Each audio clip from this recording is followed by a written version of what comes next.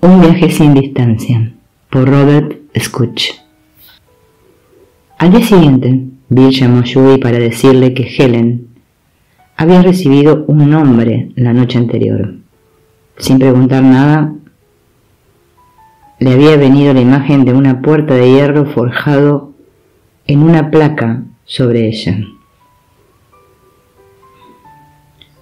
Cuando se acercó a mirar pudo leer Fundación para, y luego venía un espacio en el que había escrito algo ilegible, aunque después se podía leer la palabra paz. No sé cuál es el significado de las puertas de hierro, dijo Bill, y tampoco lo sabe Helen, pero los dos creemos que lo que vio está relacionado con el nuevo nombre de la fundación. Aquella tarde el grupo se reunió para comentar la información recibida por Helen. Todos tenían claro que el nombre no debía ser Fundación para la Paz, ya que no les parecía suficientemente específico. El propósito del curso, dijo Helen, es ayudar a encontrar la paz interior. De forma casi simultánea, Ken, Bill y Judy, cada uno de ellos dijeron, paz interior. Desde ese momento quedó claro que el nuevo nombre debía ser Fundación para la Paz Interior. Los primeros juegos de la primera edición encuadernada en tapas duras de un curso de milagros se sirvieron el 22 de junio. Aquella noche hubo una fiesta en casa de Judy y Bob. Celebraron simultáneamente la primera edición del libro y el cumpleaños de Douglas Dean, el profesor responsable de que Judy llegara a conocer a Helen, Bill y Ken. Todos se sintieron sorprendidos por lo rápido que se había realizado la impresión y en uno u otro momento de la noche cada uno de ellos cogió los libros para acariciarlos suavemente como si quisieran asegurarse de que realmente estaban impresos. Cuando trajeron el pastel de cumpleaños, Judy hizo un pequeño discurso para agradecer todos los milagros que habían permitido que los libros nacieran de aquella forma. Comenzó con las imágenes de Helen y la voz, y siguió con toda la lista de milagros hasta el de cómo se había financiado aquella edición. Y cuando tomó los libros en sus manos, supo, sin sombra de duda, como todas las demás personas en la habitación, que escuchando a sus voces internas, un curso de milagros había sido hermosamente guiado hasta su perfecto nacimiento. Reed Erickson, de la Fundación Educativa Erickson, regaló las primeras copias del libro a más de 200 de sus amigos, personales y conocidos, aquellos que él sintió que se podrían beneficiar. Estas personas vivían por todo el país y muchos de ellos eran líderes en sus respectivas profesiones. Como resultado, el curso comenzó a tener una excelente difusión de forma casi inmediata. Otros miembros del grupo enviaron asimismo copias de regalo y Bill envió una Hugh Lynn Case que les había ayudado tantos años atrás. Y además, la fundación había acumulado una lista con más de 200 nombres de gente que solicitaba información sobre el curso. Fueron informados de que ahora podían adquirirlo en el nuevo formato. Los planes de Judy incluían un viaje a California aquel verano. Al irse se llevó 64 juegos e hizo enviar otros tantos para poder proporcionárselos a quienes lo pidiesen. No tenía ni idea de cómo se venderían ni a quién, pero sabía que si estaban disponibles, la gente que debía tenerlos sería guiada hasta ellos. Cuando Judy llegó a California, inmediatamente se puso en contacto con Jim Bolen, el editor de Psíquica, quien le insistió para que dirigiese un grupo de trabajo sobre el curso, una de las noches siguientes. Bill, Helen y Ken habían acordado pasar algún tiempo en California con Judy, y como iban a hacer el viaje al cabo de unos pocos días, Judy y Jim reunió un grupo de unas 25 personas que habían estado trabajando con el material. Existía en general una gran sensación de dedicación al curso, y las historias que se contaron aquella noche sobre las transformaciones de tantas relaciones eran el testimonio del incuestionable valor práctico de los principios en los que estaba basado. Naturalmente, este fue el aspecto que más les gustó a Helen y a Bill de la reunión de aquella noche y de las otras que siguieron a lo largo de aquel mes de estancia en el área de San Francisco. Les resultó también muy gratificante tener la oportunidad de conocer a Reed Erickson, que estaba de visita en esa ciudad en aquel momento. El 14 de julio se les presentó la oportunidad de celebrar el cumpleaños de Helen y hacer los honores a Eric por su especialísima intervención en la publicación del curso. A partir de la primera reunión, todo el mundo deseaba adquirir para sí ejemplares de la nueva edición. Judy se dio cuenta de inmediato de que los 128 lotes que había traído consigo no iban a ser suficientes para todos los que querían libros. A la mañana siguiente llamó a Nueva York y pidió que le enviaran otros 100 juegos. A mediados de julio comenzaron a llegar pedidos por correo solicitando el curso, de modo que cada día Bob abría 3 o 4 sobres con peticiones de libros.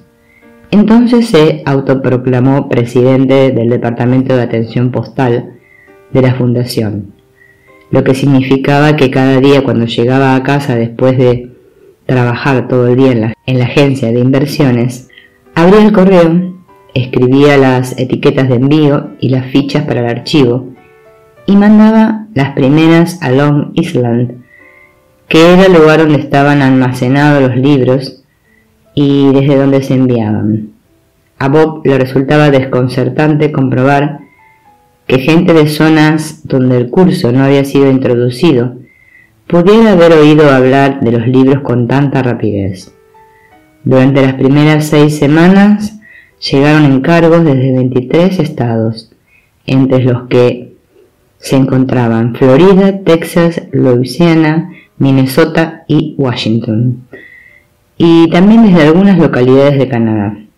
Entre tanto, Jim Bolen, que había estado trabajando con el material durante casi un año, reconoció lo profundamente que el curso había afectado su vida y la de las personas a su alrededor, y decidió que se debería escribir un artículo especial para la revista Psíquica. Cuando conoció a Helen y a Bill el verano anterior, se habían establecido entre ellos una conexión y un respeto mutuo inmediatos. Especialmente Helen mostraba un cariño particular por Jim y le gustaba estar con él. Sin embargo, cuando les dijo a Helen y a Bill que quería hacer un artículo sobre el curso y que le gustaría que ellos fuesen parte del artículo, Helen se resistió de forma inmediata.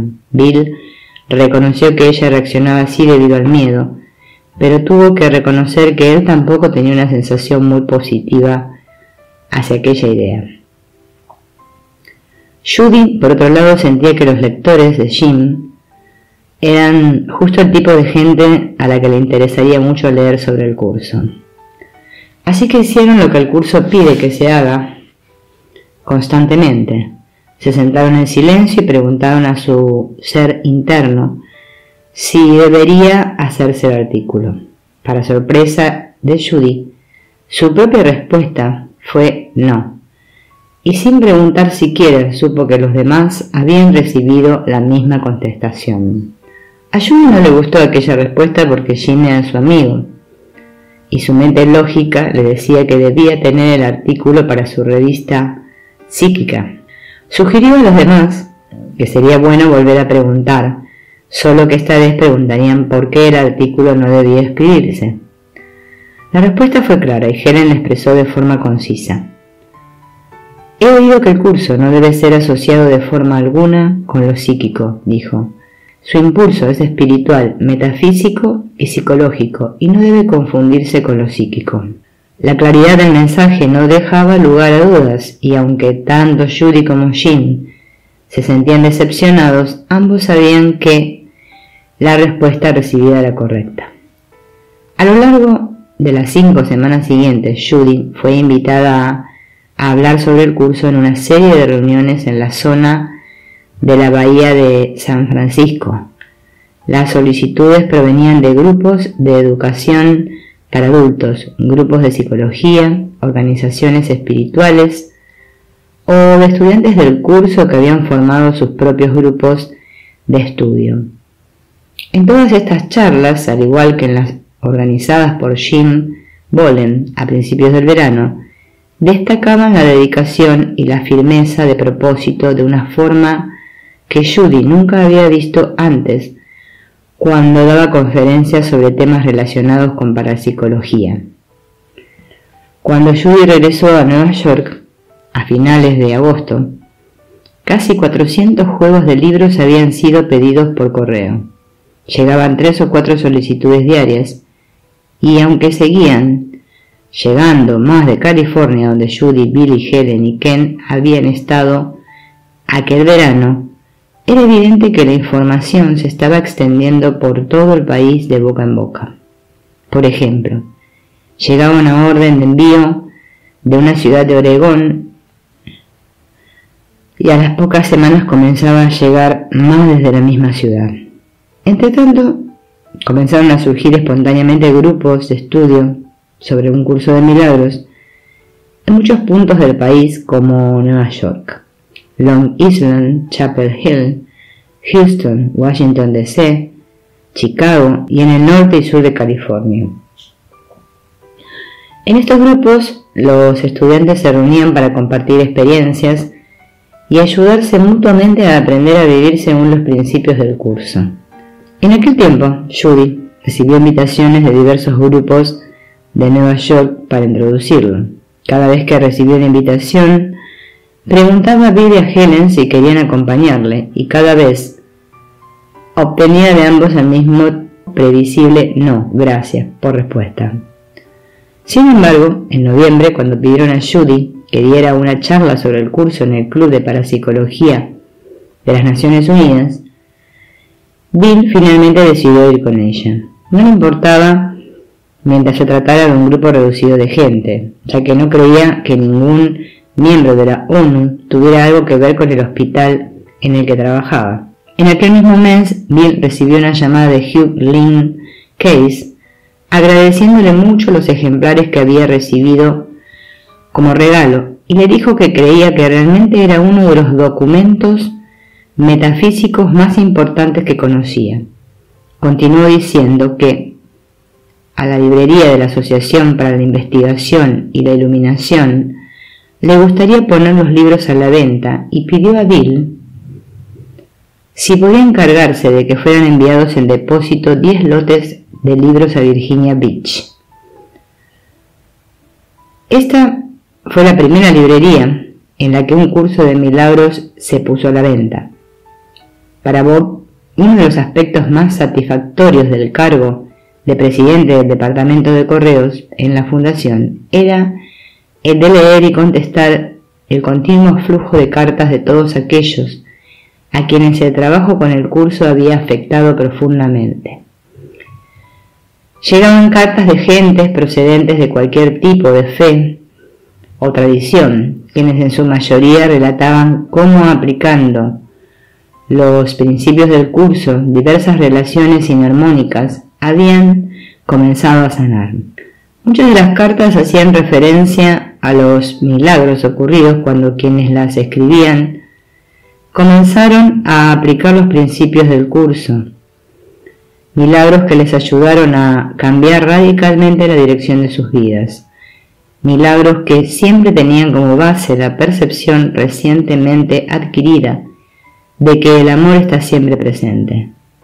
A veces las cartas contenían relatos muy inspirados de cómo había ocurrido lo imposible, mientras que otras simplemente expresaban su agradecimiento a la Fundación por poner a disposición del público estos libros tan prácticos.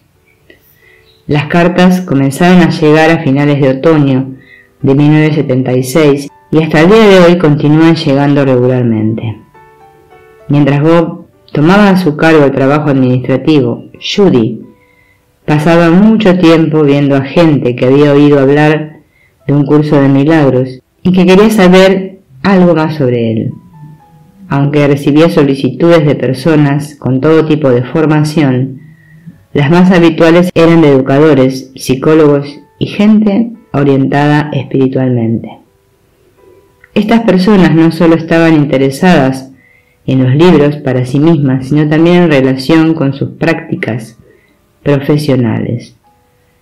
La atracción hacia los libros por parte de este tipo de gente fue precursora de cómo serían las cosas en el futuro, porque a medida que el curso se extendía por el país, habría muchas solicitudes de practicantes de esas profesiones. Helen, Bill, Ken y Judy siguieron dedicando 3 tardes a la semana a reunirse, algo que ellos consideraban un deber sagrado.